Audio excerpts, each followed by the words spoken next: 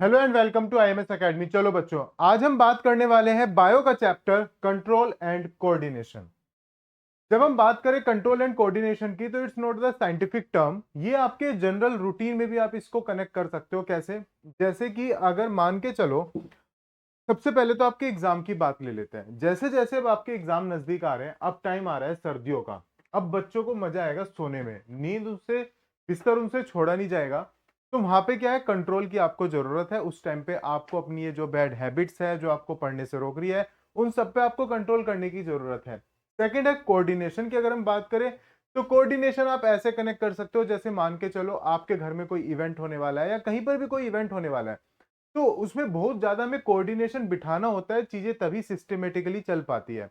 तो ये जो टर्म हम उठा रहे हैं, कोऑर्डिनेशन, जो मैं आपके रियल टाइम से कनेक्ट कर रहा हूं, या कंट्रोल जो भी आप कहीं ना कहीं अपनी रियल लाइफ से कनेक्ट कर पा रहे हो, तो ये साइंस में अगर हम बात करें बायो के अंदर, तो बहुत से बच्चे सोच रहे होंगे बायो के अंदर कंट्रोल एंड कोऑर्डिनेशन किस तरीके से।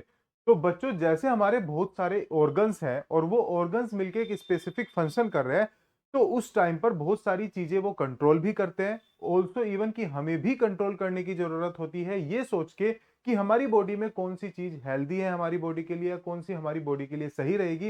एंड सेकंड है कोऑर्डिनेशन, कि हमारे पार्ट्स आपस में एक दूसरे के साथ कोऑर्डिनेशन बिठाते हैं, तभी हमारी बॉडी जो है वो सही तरीके से काम कर पा रही है। और जब ये कोऑर्डिनेशन बिगड़ जाता है आपकी कुछ बैड हैबिट्स के कारण, तो तब आप इसके साइड इफेक्ट्स आपको देखने को मिलते हैं। जैसे कि अगर मैं बात करूं, एक नॉर्मल सा आप एग्जांपल ले लो डायबिटीज का।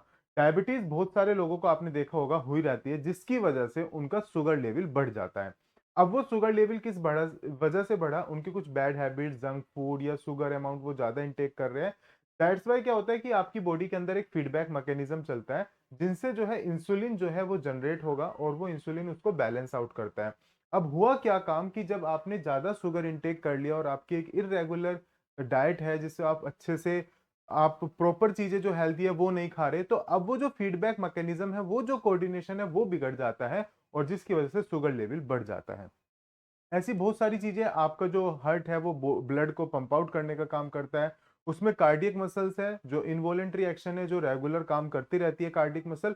तो बहुत सारे ऐसे ऑर्गन हैं जो आपस में एक दूसरे के साथ कोऑर्डिनेशन बिठा के एक सिस्टमेटिक वे में काम कर रहे हैं, तभी आपकी बॉडी सही से काम कर पा रही है।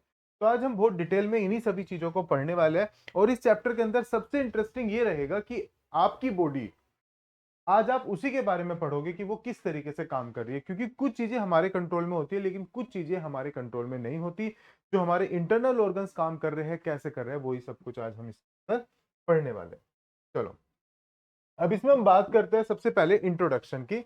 इसका इंट्रोडक्शन देख लेते हैं। इंट्रोडक्शन की अगर हम बात करें, तो हमारा पहला कॉन्सेप्ट ही है इंट्रोडक्शन में कि कंट्रोल एंड कोऑर्डिनेशन होता क्या और क्या इसकी जरूरत है।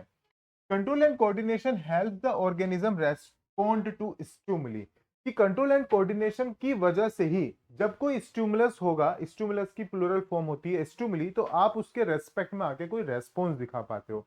अब बच्चे यहाँ हिल गए, कंफ्यूज हो गए, क्या क्या बोल दिया ये, मतलब स्टिमुलस रेस्पॉन्स दिखाते हैं, ये क्या? इसको एक एग्जांपल से समझते हैं और आसान बनाते हैं। आपने कभी ना कभी ऐसा तो हुआ होगा कि आपका ध्यान है मोबाइल में बहुत ज्यादा, क्योंकि मोबाइल के तो सब इस टाइम पे एडिक्ट हो चुके हैं। अब आपके घर वालों ने आपकी सेहत का ध्यान रखना है, उन्होंने लाके दे दिया आपको एक गिलास दूध गरम गरम, और बेटा इसको पी ले और तुझे पढ़ाई में अच्छे नंबर लाने हैं। अब भाई साहब, आपका ध्यान है मोबाइल के अंदर। आपने क्या करा, ऐसे चलते चलते उसको मोबाइल देखते देखते जो आप अपना हाथ लाए हो उस गर्म दूध के पास और आपने उसको टच किया, एकदम से आपका हाथ जल गया और आप अपने पेरेंट्स के ऊपर चिल्ला दिए, ये क्या दे दिया, इतना गर्म दे दिया। गलती अपनी नहीं दिखी, खैर ये तो एक अलग बात है। अब यहाँ पे आप समझो कि जो आपने वो हॉट गिलास को टच किया, तो उस टाइम पर आपने क्या रेस्पॉन्स दिखाया, तुरंत उस पे से आपने हाथ हटाया, तो वो आपका रेस्पॉन्स था। लेकिन आपने किसके लिए वो रेस्पॉन्स दिखाया, किसके रेस्पेक्ट में आके दिखाया? वो आपने दिखाया हॉट गिलास के रेस्पेक्ट में आके। तो उस टाइम पर उस हॉट गिलास को क्या कहा जाता है? स्टिमुलस कहा जाता है। और अगर बहुत सारे स्टिमुलस एक साथ है तो उन्हें स्टिमुली बोल दिया जाता है। अब यहाँ पे मेन बात यह है कि मान के चलो जैसे अब सर्दी आ रही है, सर्दियों में अब आपकी बॉडी को ठंडी लगेगी, तो आप कहीं ना कहीं स्वेटर वगैरह पहनना स्टार्ट करोगे। तो आपने एक रेस्पॉन्स दिखाया कि आप स्वेटर पहन रहे हो, और उस टाइम पे स्टिमुलस का काम कौन कर रहा था? कोल्ड कर रहा था। तो हीट, कोल्ड, ये सब क्या कहलाते हैं? स्टिमुलस कहलाते हैं। तो हॉट गिलास में भी यहाँ पे आप मेन हीट को कंसिडर कर सकते हो। नाउ अब यही चीज आपने इसमें समझाई गई है। स्टिमुलस क्या होता है? The changes in the environment to which the organism respond. Environment में वो चेंजेस जिसके रेस्पेक्ट में जो है ऑर्गेनिज्म जो है वो रेस्पॉन्स दिखाता है, उसी को क्या कहा जाता है, स्टिमुलस कहा जाता है, जिसमें हीट, कोल्ड, साउंड आपके ये सारे एग्जांपल हो गए। टेस्ट, इवन टच, टच कैसे और टेस्ट कैसे, अगर आपको कोई एक कड़वी सी चीज दे दे आपको कोई पीने के लिए और आप उसको पियोगे तो आपके फेस पर एक गंदे से एक्सप्रेशन आएंगे, तो उस टाइम पे वो जो टेस्ट था वो एक स्टिमुलस का काम कर रहा था और आपका जो एक्सप्रेशन जा रहे हैं वो एक रेस्पॉन्स का काम कर रहे हैं।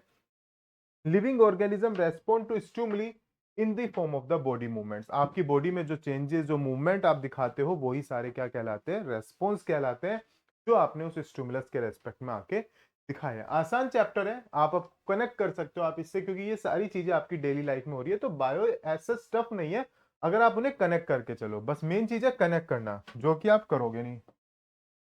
चलो अब आ जाता है कोऑर्डिनेशन पे, जो कई बार आप लोग बिठा भी लेते हो और कई बार आप नहीं भी बिठाते। कोऑर्डिनेशन की बात करें तो for a proper response to the stimuli many organs in the body should work together. अगर एक प्रॉपर रेस्पॉन्स आपने चाहिए है उस स्टिमुलस के रेस्पेक्ट में, अब हॉट प्लेट को टच किया और हाथ हटा लिया तुरंत, तो इट मींस कि बहुत सारे ऑर्गन्स ने एक साथ मिलकर काम किया, तो एक प्रॉपर अगर आपको रेस्पॉन्स चाहिए तो वो कोऑर्डिनेशन होना ही चाहिए, और नहीं तो आपने टच कर लिया और आपका वो सारा सिग्नल ब्रेन तक नहीं पहुंचा तो आपका हाथ हटा ही नहीं पाया आप। क्यों? क्योंकि कोऑर्डिनेशन सही से नहीं बिठा पाए। तो इट मींस ऑर्गन्स सही से कोऑर्डिनेशन बिठाएंगे तभी प्रॉपर रेस्पॉन्स दिखेगा। The working together of the various organs in the organism to produce a proper response, this is known as the coordination. और जो ये प्रॉपर आप उस काम को कर पा रहे हो, उस टाइम पे प्रॉपर रेस्पॉन्स दिखा पा रहे हो, इसी को क्या कहा जाता है, कोऑर्डिनेशन कहा जाता है। अब now first point, in the animals control and coordination is done by, animals में हम ह्यूमन बींग्स भी आ गए।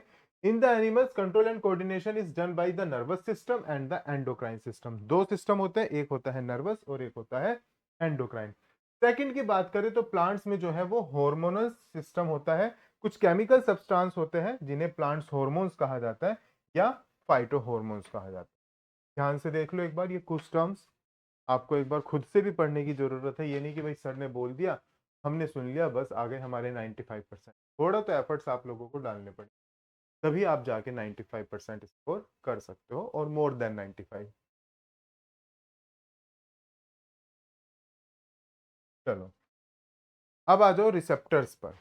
रिसेप्टर भी एक आपकी नॉर्मल टर्म है, क्या मतलब होता है रिसेप्टर का बताओ। Receptors are the sense organs which receive the stimuli pass the message. Receptors होते हैं जैसे आपके, जब आपने हॉट गिलास को टच किया तो यहाँ पर कुछ पर्टिकुलर सेल्स रही होगी जिसने वो इंफॉर्मेशन कलेक्ट की, रिसीव की।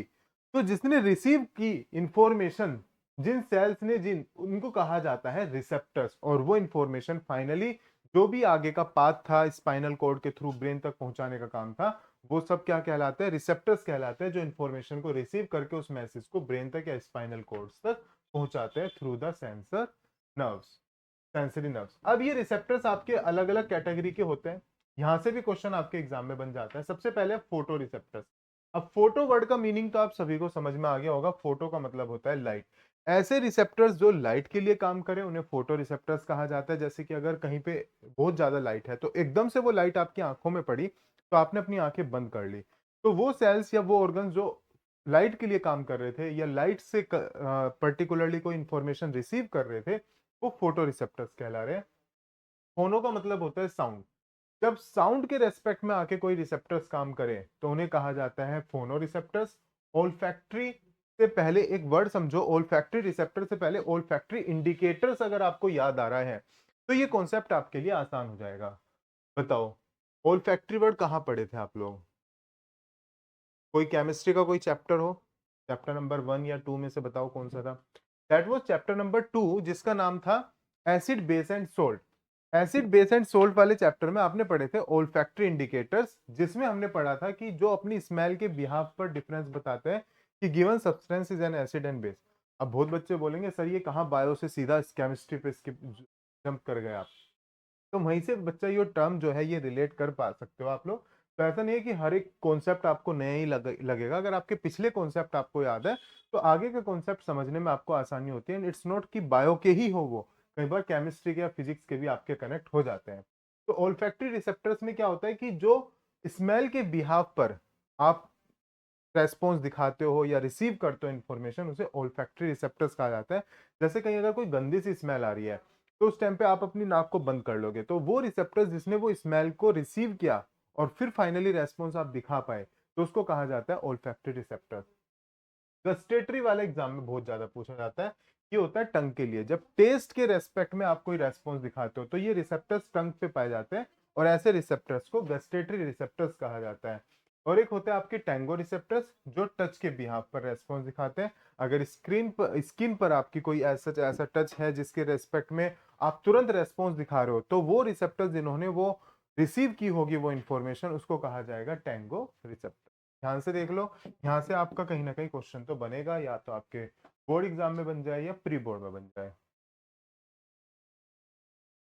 ये वर्ड्स आप बहुत आसानी से कनेक्ट कर सकते हैं। चलो नेक्स्ट पर आ जाते हैं इफेक्टर्स। अब रिसेप्टर्स के बाद आएंगे इफेक्टर्स पर। These are the muscles and the glands which respond to the information from the brain. Receptor ने क्या किया, इंफॉर्मेशन रिसीव की और फाइनली उसे कहां तक पहुंचाया, ब्रेन तक पहुंचाया। ब्रेन तक पहुंचाने के बाद अब ब्रेन वापस से एक सिग्नल भेजेगा कि आपने अपना हाथ वहां से हटाना है, नहीं तो आपका हाथ जल जाएगा। भाई रिसेप्टर ने तो रिसीव करके ब्रेन को दे दिया, अब ब्रेन बताएगा क्या करना है, इसका हाथ हटाना है नहीं हटाना है, या जो भी वो स्टिमुलस जिस भी तरह का है वो आपके लिए फायदेमंद है या नुकसान है, आपने उसके लिए कैसा रेस्पॉन्स दिखाना है, वो काम ब्रेन करेगा। और ब्रेन किससे करवाएगा, इफेक्टर से करवाएगा। Effectors again also the some kind of the muscles और द सेल्स, जो जिस तरह का रेस्पॉन्स आपकी बॉडी को दिखाना है वो आपकी बॉडी से वो करवाएगा। तो these are the muscles and the glands which respond to the information from the brain through the motor nerves. Motor nerves के थ्रू वो काम करवाती है। अब मोटर नर्व्स क्या होती है, These are the nerves which carry the information from the brain. Brain ने जो उनको इंफॉर्मेशन दी, उस इंफॉर्मेशन को कैरी करते हुए स्पाइनल कॉर्ड के थ्रू ये फाइनली इफेक्टर्स तक पहुंचाएगी। इफेक्टर्स यहाँ पे ग्लैंड और मसल्स को कहा गया। जो आपने जैसे हॉट प्लेट को अगर टच किया तो वहां से अपना हाथ हटा लिया, तो जिन मसल्स ने वो हाथ हटवाने में मदद की, उन मसल्स को कहा जाएगा मोटर नर्व्स। और सेंसरी नर्व्स उनको कहा जाता है जो फाइनली इन रिसेप्टर्स के थ्रू इंफॉर्मेशन को कलेक्ट करके ब्रेन तक पहुंचाते हैं, वो कहलाती है सेंसरी नर्व्स। तो बहुत ज्यादा इंपॉर्टेंट टॉपिक है ये आपके। Motor receptors, receptors, sensory receptors, nerves, ये सब आप पढ़ लो ध्यान से। यहाँ से आपका एग्जाम में क्वेश्चन बनेगा ही बनेगा। और आप ऐसे भी कनेक्ट करो कि आप समझो कि जब ये चीजें आप कर रहे हो, ये एक्टिविटीज आप कर रहे हो, तो किस किस तरीके से चीजें इंटरनली कुछ सेकंड्स के अंदर, बल्कि पूरा एक सेकंड भी नहीं लगता और काम हो जा रहा है। और ये सारी इंफॉर्मेशन इस तरीके से हमारी बॉडी से ब्रेन तक पहुंच पा रही। अब बात करेंगे नर्वस सिस्टम की हम अगली क्लास में।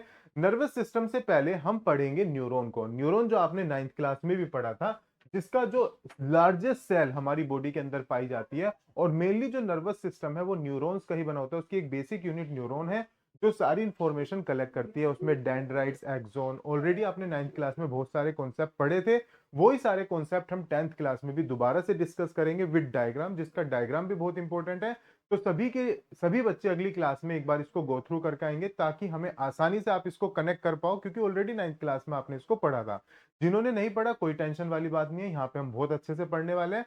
और जो भी कॉन्सेप्ट आज आपको पढ़ाए गए हैं वो सारे आपको अच्छे से पढ़ के आने हैं, ताकि जितने भी आगे के कॉन्सेप्ट है वो समझने में आपको कोई भी दिक्कत परेशानी ना हो। और जो भी आपके डाउट्स है आप कमेंट बॉक्स में लिख सकते हैं।